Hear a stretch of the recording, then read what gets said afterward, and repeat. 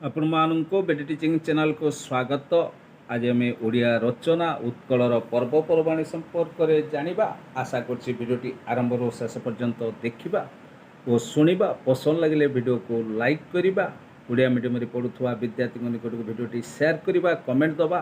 ଏହିପରି ନୂତନ ଶିକ୍ଷଣ ଭିଡ଼ିଓ ପାଇବା ପାଇଁ ବେଡି ଟିଚିଂ ୟୁଟ୍ୟୁବ୍ ଚ୍ୟାନେଲକୁ ଅଧିକରୁ ଅଧିକ ସବସ୍କ୍ରାଇବ୍ କରିବା, ପାଖରେ ଥିବା ବେଲ୍ ଆଇକନ୍କୁ ପ୍ରେସ୍ କରିବା। प्रतिदिन बेडी टीचिंग तरफ जाऊा नूतन नूतन शिक्षण वीडियो नोटिफिकेशन सर्वप्रथम पाइबा।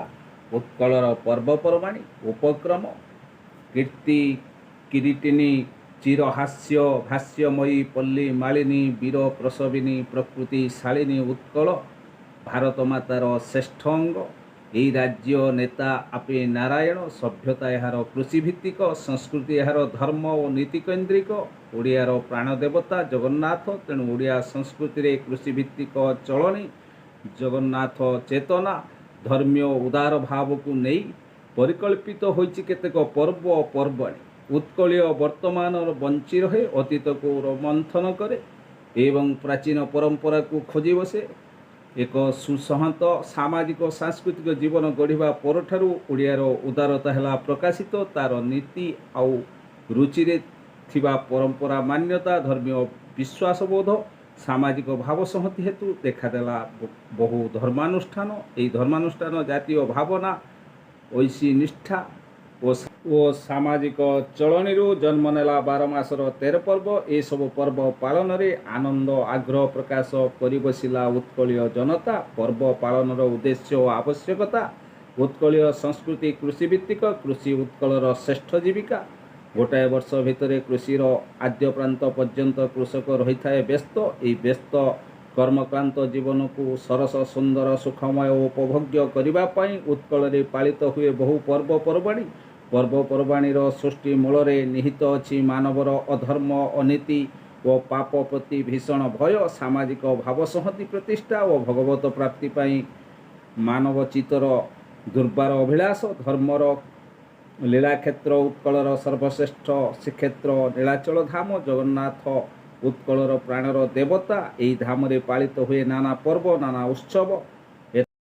एतद भिन्न समग्र ओडिशार विभिन्न स्थान रे पालित हुए केतक आंचलिक पर्व। उत्कल रे धर्म और जातीयता को उद्बोधन करने पर्व गुड़ी को करा जाए उत्सव मुखर। नित्य नियत कर्ममय जीवन रे परिवर्तन आनिबा जीवनर शांति और संतोष को दूरे देवाई मानव चित्त को नूतन कर्म प्रेरणा उत्साह उद्दीपित करने सामाजिक जीवन रे बंधन को अधिक सुदृढ़ करने उत्कल रे पालित हुए बहु पर्वपर्वाणी। वर्षक भितरे समयर गतिधारा रे देखा दिए केते मास केते ऋतु एगुड़िकर गति भंगी सहित मानव हुए सचेतन। तेणु आध्यात्मिक आत्मिक आनंद प्राप्ति अवसर विनोदन कर्मजीवन रे सरस्वता प्राप्ति पाई उत्सव प्रिय धर्म प्राण उदार ओडिया पर्वपर्वाणी पालन हुए प्रवृत और प्रमद। पर्वमय उत्कलर प्रतिटी दिवस पर्वमय। रविवार हुए सूर्य पूजा और रवि नारायण व्रत वृंदावती निकटरे होम आदि कर्म सहित करा जाए। सूर्य उपासना सोमवार शिव उपासना प्रत्येक शिव मंदिर रे शिव उपासक माने बेलपत्र नारिकेल गयस और दुदुरा फूल नहीं पहुँचती। मंगलवार रे माँ मंगला को पंथई करी पूजती नारी माने। वीर हनुमान उपासक माने बजरंग को पूजा करती। बुधवार हुए बुधेई ओषा। गुरुवार महालक्ष्मी को उपासना प्रतिटी ओडियाणी तार घर अगणा धुआपोछा करी मुरुज पकाती। अन्नदात्री उपासना रे यही दिनटी अति निष्ठार काटती से माने। शुक्रवार केतेक पालन करती संतोषी माँ को ओषा। शनिवार ग्रहराज शनिश्चर पूजा शनिमेला आदि करा जाए। तेणु सप्ताहर 7 दिन मध्य पर्व उत्सवर दिन रूपे ओडिया चलनीर विशेष प्रकाश करे। मासर संख्या 12 पर्व किंतु अनेक कहुए। ओडिशा रे 12 मासरे 13 पर्व कथाटा एकांत सत्य। वर्षक मध्य मासर संख्या मात्र 12 मात्र वर्षक भितर पालित हुए अनेक पर्वपर्वाणी। उत्कल रे सूर्यंकर गति को नहीं सौरमास बैशाख ही आरंभ हुए। बैशाख संक्रांति हेउची 6 बैशाख संक्रांति हेउची वर्ष आरंभर दिन। यही दिन शैवपीठ और शाक्तपीठ गुड़िक उत्सव मुखरित हुए। ଶିବଲିଙ୍ଗ ଓ ବୃନ୍ଦାବନ୍ତୀଙ୍କ ଉପରେ ଶୀତଳ ଉପଚାର ଆୟୋଜିତ ହୁଏ। ଗ୍ରୀଷ୍ମ ସନ୍ତାପିତ ଓଡ଼ିଆମାନେ ପାଣି ଓ ପଣା ସେବନ କରନ୍ତି। ଝାମୁଯାତ୍ରା ଓ ପାଟୁଆ ଯାତ୍ରାରେ ମନ୍ଦିର ପ୍ରାଙ୍ଗଣ ହୋଇ ଉଠେ ଉତ୍ସବ ମୁଖର। ଏହି ମାସରେ ପ୍ରମୁଖ ପର୍ବଗୁଡ଼ିକ ମଧ୍ୟରେ ରୁକ୍ମିଣୀ ଅମାବାସ୍ୟା, ଅକ୍ଷୟ ତୃତୀୟା, ଗୁରୁ ପଞ୍ଚମୀ ବ୍ରତ, ସୀତା ନବମୀ, ନୃସିଂହ ଜନ୍ମ ଓ ଚନ୍ଦନ ଯାତ୍ରା ଇତ୍ୟାଦି। କୃଷିଭିତ୍ତିକ ଉତ୍କଳରେ ଅକ୍ଷୟ ତୃତୀୟାର ବିଶେଷତ୍ୱ ରହିଛି। ଏହି ଦିନ କୃଷକ ଧନଧାନ୍ୟରେ ଦେବୀ ଲକ୍ଷ୍ମୀ ଓ କୃଷିକ୍ଷେତ୍ରକୁ ପୂଜା କରି ଅକ୍ଷୟ ସମ୍ପଦର ଅଧିକାରୀ ହେବା ପାଇଁ ଧାନ୍ୟ ବୀଜ ବପନ କରେ। ଚନ୍ଦନ ଯାତ୍ରାରେ ଠାକୁରଙ୍କର ଚନ୍ଦନ ଲାଗି ହୁଏ। ଅକ୍ଷୟ ତୃତୀୟା ଦିନ ଜଗନ୍ନାଥଙ୍କର ରଥ ନିର୍ମାଣ ହୁଏ। ପ୍ରଚଣ୍ଡ ରୌଦ୍ରତାପ ନେଇ ଆସେ ଜ୍ୟେଷ୍ଠ। ଏହି ମାସରେ ଉତ୍କଳର ଶୀତଳ ଷଷ୍ଠୀ, ସାବିତ୍ରୀ ବ୍ରତ, ଗଙ୍ଗା ଦଶହରା, ଚମ୍ପକ ଦ୍ୱାଦଶୀ, ସ୍ନାନ ପୂର୍ଣ୍ଣିମା ଇତ୍ୟାଦି ପର୍ବମାନ ପାଳିତ ହୁଏ। ଶିବ ପାର୍ବତୀଙ୍କର ବିବାହ ଉତ୍ସବ ମହା ଆନନ୍ଦ ଉଲ୍ଲାସର ସହିତ ସମ୍ପନ୍ନ କରାଯାଏ। ଦେବସ୍ନାନ ପୂର୍ଣ୍ଣମୀରେ ଦେବତାଙ୍କୁ ସ୍ନାନ କରାଯାଏ। ଏହି ଉତ୍ସବଗୁଡ଼ିକ ପାଳନ ଅବକାଶରେ ଗୀତ, ନୃତ୍ୟ ଆଦି ସାଂସ୍କୃତିକ କାର୍ଯ୍ୟକ୍ରମଗୁଡ଼ିକ ଅନୁଷ୍ଠିତ ହୋଇଥାଏ। ଆଦ୍ୟ ଆଷାଢ଼କୁ ଆସେ ରୌଦ୍ର ଦଗ୍ଧ ଧରଣୀରେ ଢାଳି ଦିଏ ବିନ୍ଦୁ ବିନ୍ଦୁ ବାରିଧାରା। ଧରଣୀ ଏତେବେଳେ ହୋଇଥାଏ ରଜସ୍ୱଳା। ଏହି ସମୟରେ ଭୂମିକର୍ଷଣ ନିଷେଧ କରାଯାଏ। ଆବାଳ ବୃଦ୍ଧ ବନିତା 3 ଦିନ ଧରି ମହା ଆନନ୍ଦରେ ପାଳନ କରନ୍ତି ରଜ ପର୍ବ। ପାଦରେ ଅଳତା, ଆଖିରେ ସରୁ କଜଳର ଗାର, ମଥାରେ ଚନ୍ଦନ ଟିପା ସହିତ ରଙ୍ଗ ବେରଙ୍ଗର ନୂତନ ବସ୍ତ୍ର ପିନ୍ଧି କୁମାରୀମାନେ ପ୍ରଜାପତି ପରି ଘୁରି ବୁଲନ୍ତି ଘରକୁ ଘର, ସାହିକୁ ସାହି। ପୋଡ଼ପିଠା ଓ ମାଂସ ଝୋଳର ଖାଦ୍ୟ ସହିତ କୁମାରୀମାନଙ୍କର ଦୋଳି ଖେଳ ଓ ଯୁବକମାନଙ୍କର ତାସ ପଶା ଓ ବାଗୁଡ଼ି ଖେଳରେ କମ୍ପି ଉଠେ ଗାଁ ଆମ୍ବତୋଟା। ସବୁରି ଭିତରେ ଭରି ରହିଥାଏ କେବଳ ଉତ୍ସୁକ ଆନନ୍ଦର ଜୁଆର। ଓଡ଼ିଶାର ଏକ ଜାତୀୟ ପର୍ବ ପ୍ରଭୁ ଜଗନ୍ନାଥଙ୍କର ବିଶ୍ୱପ୍ରସିଦ୍ଧ ଘୋଷଯାତ୍ରା। ତାଳଧ୍ୱଜ, ଦେବଦଳନ ଓ ନନ୍ଦିଘୋଷ ରଥରେ ବିଜେ କରନ୍ତି ବଡ଼ ଠାକୁର ବଳଦେବ, ମା ସୁଭଦ୍ରା ଓ ପ୍ରତିପାଳନ ପ୍ରଭୁ ଜଗନ୍ନାଥ। ଲକ୍ଷ ଲକ୍ଷ ଲୋକଙ୍କର ସମାଗମ ହୁଏ ଶ୍ରୀକ୍ଷେତ୍ରରେ। ଘଣ୍ଟ, ମାଦଳ, ଶଙ୍ଖ, କାହାଳି, ଗିନି, ମୃଦଙ୍ଗ, ହରିବୋଲ, ହୁଳହୁଳି ଧ୍ୱନିରେ ସମୁଦ୍ରକୁ ଗର୍ଜନ ଉପହାସ କରି ଫାଟି ପଡ଼େ ବଡ଼ଦାଣ୍ଡ। ଓଡ଼ିଶାର ଶାସ୍ତ୍ରୀୟ ବିଶ୍ୱାସ ରହିଛି, ରଥେତୁ ବାମନଂ ଦୃଷ୍ଟା ପୁନର୍ଜନ୍ମ ନ ବିଦ୍ୟତେ। ଏଥିପାଇଁ ବଡ଼ଦାଣ୍ଡରେ ଆରମ୍ଭ ହୋଇଯାଏ ପ୍ରବଳ ଜନସମାଗମ। ଭକ୍ତମାନେ 3 ରଥକୁ ଶ୍ରୀଗୁଣ୍ଡିଚା ମନ୍ଦିର ନିଅନ୍ତି। ଏଠାରେ 9 ଦିନ ରହଣି ପରେ ସେହି ବିଧିରେ ମଧ୍ୟ ପ୍ରଭୁଙ୍କର ବାହୁଡ଼ା ଯାତ୍ରା ସମ୍ପନ୍ନ ହୁଏ। ଆବ୍ରାହ୍ମଣ, ଚଣ୍ଡାଳ, ଧନୀ, ନିର୍ଧନ ସବୁ ଧର୍ମର ସବୁ ଜାତିର ଲୋକେ ଏଠାରେ ଉପସ୍ଥିତ ହୁଅନ୍ତି। ସାମ୍ୟ, ମୈତ୍ରୀ, ବିଶ୍ୱ ଜନନ, ଭାତୃବୋଧ ଓ ଉତ୍କଳୀୟ ସଂସ୍କୃତିର ମହାନ ଉଦାରତାକୁ ସୂଚିତ କରିଥାଏ। ଏହି ଘୋଷଯାତ୍ରା ଶ୍ରୀକ୍ଷେତ୍ର ପୁରୀ ସହିତ କୋରାପୁଟ, କେନ୍ଦ୍ରାପଡ଼ା, ବାରିପଦା, ବ୍ରହ୍ମପୁର, ଛତ୍ରପୁର, ରଣପୁର, ଖଲିକୋଟ, ବାଣପୁର, କଟକ ଓ ଅଧିକାଂଶ ଗ୍ରାମାଞ୍ଚଳରେ ରଥଯାତ୍ରା ପାଳିତ ହୁଏ। ସାରା ଓଡ଼ିଶାରେ ରଥଯାତ୍ରା ପାଳିତ ହୁଏ। ଧରାରେ ପାଦ ଆପେ ଧାରା ବରଷା ସହିତ ଧାରା ଶ୍ରାବଣ। ଏହି ମାସରେ ପାଳିତ ହୁଏ ମନସା ପଞ୍ଚମୀ, ବ୍ରହ୍ମା ପୂର୍ଣ୍ଣିମା, ବଳଭଦ୍ର ଜନ୍ମ, ସୀତାଲାଗି ଅମାବାସ୍ୟା ଇତ୍ୟାଦି। ବ୍ରହ୍ମା ପୂର୍ଣ୍ଣିମାରେ ଶ୍ରୀକ୍ଷେତ୍ରରେ ଆରମ୍ଭ ହୁଏ ବ୍ରହ୍ମା ଝୁଲଣ। ଏହା ମଧ୍ୟ ପବିତ୍ର ରାକ୍ଷୀ ପୂର୍ଣ୍ଣିମା ନାମରେ ନାମିତ। ଭ୍ରାତା ହାତରେ ଶରଧାରେ ରକ୍ଷାବନ୍ଧନ କରନ୍ତି ଭଗ୍ନୀମାନେ। ଭ୍ରାତାମାନେ ମିଷ୍ଟାନ୍ନ ପ୍ରଦାନ କରନ୍ତି ଭଗ୍ନୀମାନଙ୍କୁ। ଏହି ଦିନ ବଳଭଦ୍ର ଜନ୍ମ, ତେଣୁ କୃଷକ ଗୋମାତାର ସେବା ପୂଜା କରନ୍ତି। ଘରେ ଘରେ ପିଠାପଣା ଭୋଜି ମହୋତ୍ସବରେ ଆନନ୍ଦମୁଖର ପରିବେଶ ସୃଷ୍ଟି ହୁଏ। ଖୁଦୁରୁକୁଣିର ଓଷାର ଆମୋଦ ନେଇ ଆସେ ଭାଦ୍ରବ। ଏହି ମାସରେ କୃଷ୍ଣପକ୍ଷ ଅଷ୍ଟମୀ ତିଥିରେ ଆରମ୍ଭ ହୁଏ ଜନ୍ମାଷ୍ଟମୀ ବ୍ରତ। ଏହା ପରଦିନ ପାଳନ କରାଯାଏ ନନ୍ଦ ଉତ୍ସବ। କୃଷ୍ଣ ଜନ୍ମ ପ୍ରସଙ୍ଗର ବୟାନ ଏବଂ ବିଭିନ୍ନ ଭୋଗ, ରାଗ, ନାମ ସଂକୀର୍ତ୍ତନରେ ଉଛୁଳି ଉଠେ ପୁରପଲ୍ଲୀ। ଏହି ମାସର ଅନ୍ୟାନ୍ୟ କେତୋଟି ପର୍ବ ହେଉଛି ସପ୍ତପୁରୀ ଅମାବାସ୍ୟା, ବାଲି ତୃତୀୟା ବ୍ରତ, ଗଣେଶ ଚତୁର୍ଥୀ, ଷଠୀ ଓଷା, ସୋମନାଥ ବ୍ରତ, ରାଧାଷ୍ଟମୀ, ବାମନ ଜନ୍ମ, ଭାଗବତ ମେଲଣ, ସୁନିଆ ଅନନ୍ତ ବ୍ରତ ଇତ୍ୟାଦି। ପ୍ରତ୍ୟେକ ଶ୍ରୀଖେଳରେ ଗଣଦେବତା ଗଜାନନଙ୍କ ପୂଜା ଉତ୍ସବ ମହାନନ୍ଦରେ ଅନୁଷ୍ଠିତ ହୁଏ। ଭାଦ୍ରବ ମାସରେ ହୁଏ ଭୋଦେଇ ଓଷା। ସୁନିଆ ଦିନ ପ୍ରାଚୀନ ପରମ୍ପରାର ବର୍ଷ ଆରମ୍ଭ ଦିନ। ଏହି ଦିନ ନବାନ୍ନ ଭକ୍ଷଣ କରାଯାଏ। ଶରତର ଶାରଦୀୟ ପୂଜା ସମ୍ଭାର ଆଣି ଆସେ ଆଶ୍ୱିନ। ଦେବୀ ଦୁର୍ଗାଙ୍କୁ ଉତ୍କଳବାସୀ କରନ୍ତି ଉପାସନା। ମହାସମାରୋହରେ ମେଢ଼ ମଣ୍ଡପ ଓ ତୋରଣମାନ ସଜ୍ଜିତ ହୁଏ। ବାଦ୍ୟରୋଳରେ କମ୍ପି ଉଠେ ଉତ୍ସବ ସ୍ଥାନ। ଏହାଠାରୁ ଅଧିକ ଚିତ୍ତାକର୍ଷକ ହୁଏ ଭସାଣି। ଆଶ୍ୱିନ ଅମାବାସ୍ୟାର ମହାଳୟା ଶ୍ରାଦ୍ଧ ଦିଆଯାଏ ପିତୃପୁରୁଷଙ୍କୁ। ଏହାପରେ ଆସେ କୁମାର ଉତ୍ସବ। କୁମାରୀମାନଙ୍କର ନବବସନ ପିନ୍ଧା ଏବଂ ଫୁଲ ବଉଳ ବେଣୀ ଗୀତରେ ଉଛଳି ଉଠେ ଗାଁ ଦାଣ୍ଡ। ଗର୍ଭଣା ସଂକ୍ରାନ୍ତି, ଗଜଲକ୍ଷ୍ମୀ ପୂଜା ଓ ଅନ୍ୟାନ୍ୟ କେତେକ ପର୍ବ ପାଳନରେ ଦୂରେଇ ଯାଏ ଶାରଦୀୟ ଉତ୍ସବ। ଧର୍ମ ପୁଣ୍ୟ ପବିତ୍ରତାର ମାସ ଭାବରେ ଆସେ କାର୍ତ୍ତିକ।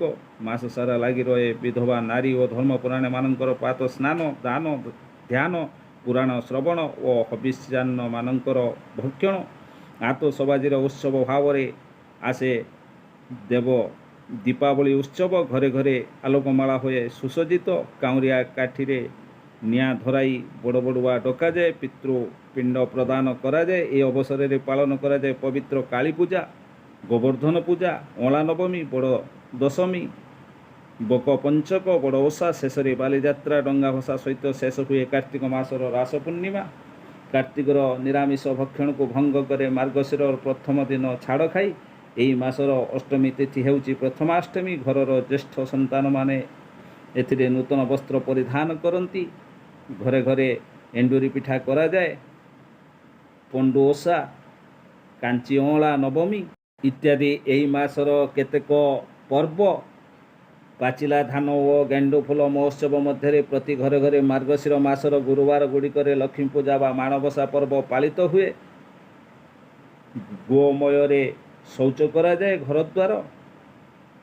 ଖୋଳାବାଡ଼ି ଓଡ଼ିଆଣୀ ହାତର ଶିଳ୍ପକଳା ବହନ କରି କାନ୍ଥରେ ବିଭିନ୍ନ ଝୋଟି ଚିତା ଦେଖିବାକୁ ମିଳେ। ନାନା ପ୍ରକାର ପିଠାପଣା, କ୍ଷୀରି, ଖିଚୁଡ଼ିର ଆୟୋଜନ ଭିତରେ ଲକ୍ଷ୍ମୀ ପୂଜା ହୁଏ ଆମୋଦଦାୟକ। ଘରେ ଘରେ ପ୍ରାଚୁର୍ଯ୍ୟର ଉତ୍ସବ।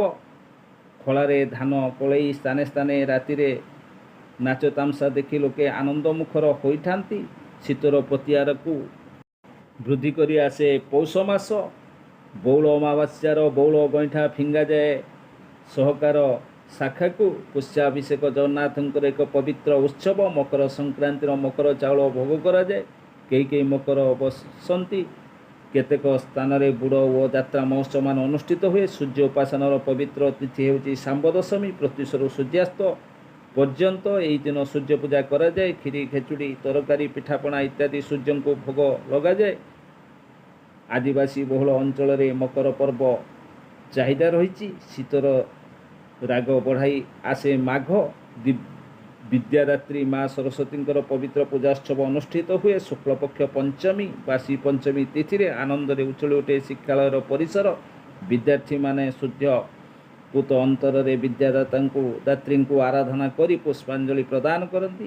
ମାଘ ସପ୍ତମୀ ଦିନ ଚନ୍ଦ୍ରଭାଗାରେ ପାଳନ କରାଯାଏ ଚନ୍ଦ୍ରଭାଗା ବୁଡ଼। ବହୁ ସଂଖ୍ୟର ଭକ୍ତଙ୍କ ସମାଗମରେ ଚନ୍ଦ୍ରଭାଗାର ସାଗର ବେଳା ଜନାକୀର୍ଣ୍ଣ ହୋଇଯାଏ। ଅତି ପ୍ରତ୍ୟୁଷରୁ ତୀର୍ଥ ସ୍ନାନ କରି ସୂର୍ଯ୍ୟ ଦର୍ଶନ ପୁଣ୍ୟ ଅର୍ଜନ କରନ୍ତି ଭକ୍ତମାନେ। ଖୋଳାବାଡ଼ିରୁ ନଡ଼ାକୁଟା ନେଇ ଗ୍ରାମ ଉପାନ୍ତରେ ଅଗ୍ନି ଜଳାଇ ଶୀତକୁ ବିଦାୟ ଦିଅନ୍ତି ଲୋକେ, ଯାହା ଅଗ୍ନି ଉତ୍ସବ ଭାବରେ ପରିଣତ ହୁଏ। ସେହିପରି ବସନ୍ତର ସ୍ୱାଗତିକା ଗାଇ ଆସେ ଫଗୁଣ ମହାଶିବରାତ୍ରି ବା ଜାଗର ଅମାବାସ୍ୟାରେ ଶିବ ଉପାସକମାନେ ଉଜାଗର ରହନ୍ତି। ଶ୍ରୀ ଚୈତନ୍ୟଙ୍କ ଜନ୍ମୋତ୍ସବ ପାଳନ କରନ୍ତି ବୈଷ୍ଣବମାନେ। ଶୁକ୍ଳପକ୍ଷ ଦଶମୀ ଠାରୁ ପୂର୍ଣ୍ଣିମା ପର୍ଯ୍ୟନ୍ତ ଆରମ୍ଭ ହୋଇଯାଏ ବୃନ୍ଦାବନ ବିହାରୀ ହରିଙ୍କର ଚାବେରା ଲୀଳା। ବୃନ୍ଦାବନ ଚନ୍ଦ୍ର ବନମାଳୀଙ୍କ ଦୋଳଲୀଳା ହୁଏ ଚିତାକର୍ଷକ। ସ୍ଥାନେ ସ୍ଥାନେ ହୁଏ ମେଲଣ। ଆତସବାଜିରେ ରାତିର ଆକାଶ ରଙ୍ଗ ବେରଙ୍ଗ ହୁଏ। ଦୋଳ ବିମାନର ଯାତ୍ରା ଓ ଅବିର ଫିଙ୍ଗାଫିଙ୍ଗି ଭିତରେ ଆସେ ବର୍ଣ୍ଣିଳ ହୋଲି ଉତ୍ସବ। ରଙ୍ଗ ମୁଖାମୁଖିର ଆମୋଦର ଆତ୍ମହରା ହୁଅନ୍ତି ସମସ୍ତେ। ଚଣା, ଖଜା, ଉଖୁଡ଼ା, ଲଡ଼ୁ ଭୋଗ ସହିତ ଅବିର ଫିଙ୍ଗା ଉତ୍ସବକୁ ଅଧିକ ଆକର୍ଷଣୀୟ କରେ। ଚୈତ ଶୀତ ବଢ଼େ ବୋଇତ। ଫଗୁଣର ଉତ୍ସବ ଶେଷ କରି ଶୀତ କରେ ପଳାୟନ। ଏହି ସମୟରେ ଚୈତି ପର୍ବ ହୁଏ ପାଳିତ। କୈବର୍ତ୍ତ ସମ୍ପ୍ରଦାୟର ଏହି ମୁଖ୍ୟ ପର୍ବରେ ଘୋଡ଼ାନାଚ ହୁଏ। ପଞ୍ଚଦୋଳ ଓ ସପ୍ତଦୋଳ ମେଳନ ହୁଏ। ଏହି ମାସରେ ଅଶୋକାଷ୍ଟମୀ ଓ ଶ୍ରୀରାମ ନବମୀ ପାଳନ ଅନୁଭୂତ ହୁଏ ଓ ଆଧ୍ୟାତ୍ମିକ ଆମୋଦ। ବିଭିନ୍ନ ସ୍ଥାନରେ ଝାମୁଯାତ୍ରା, ପାଟୁଆ ଦଣ୍ଡ ଯାତ୍ରାମାନ ଚୈତ୍ର ମାସ କରିଥାଏ ଉତ୍ସବ ମୁଖରିତ।